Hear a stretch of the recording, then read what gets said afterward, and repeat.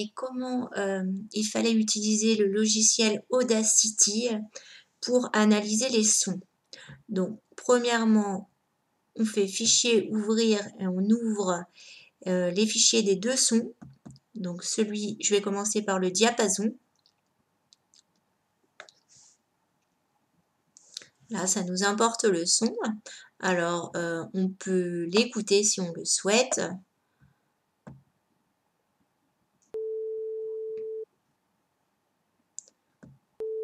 Voilà le son du diapason qui est assez léger. Et ensuite, on doit zoomer correctement. Alors, pour zoomer verticalement, il suffit de cliquer ici au niveau de l'axe. Et pour zoomer horizontalement, on clique sur l'outil zoom.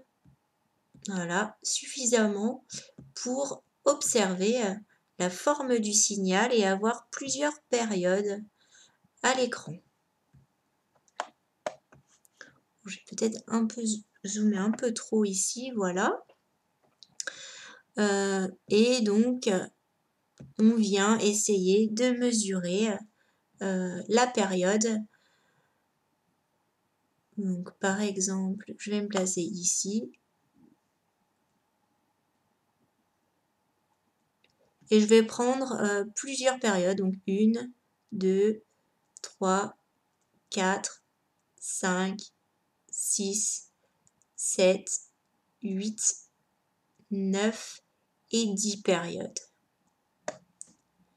Voilà, donc j'ai ici 10 périodes. Le début de ma sélection commence à 0,930 secondes. Et alors je peux afficher la fin à 0,53 secondes ou afficher la durée. Pour mes 10 périodes, j'ai 23 millisecondes.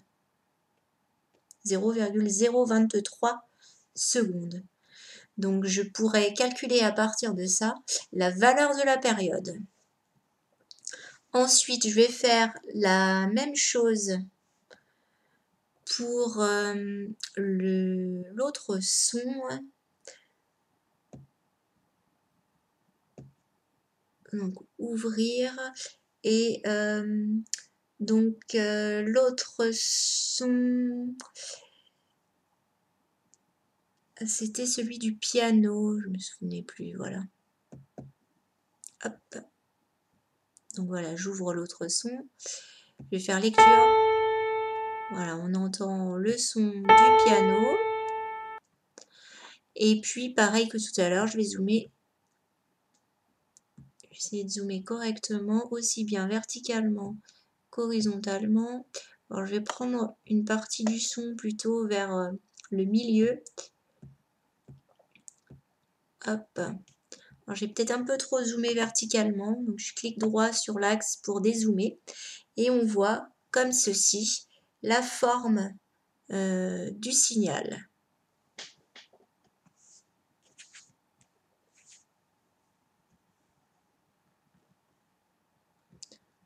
Je vais peut-être zoomer un petit peu plus encore.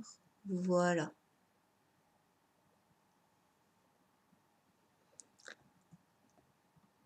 Alors, je vais prendre 10 périodes comme tout à l'heure. Je dézoome un peu. Je vais commencer par exemple ici. Et je vais venir sélectionner 10 périodes. J'en ai une ici.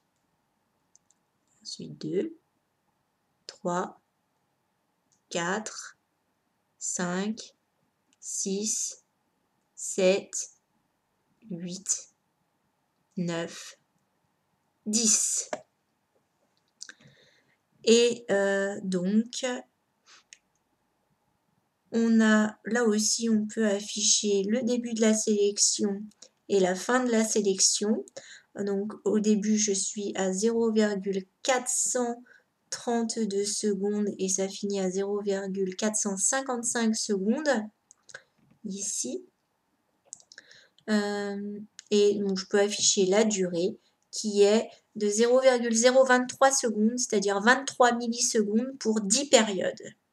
Voilà, à partir de ça, vous pourrez déterminer la période et comparer pour les deux enregistrements.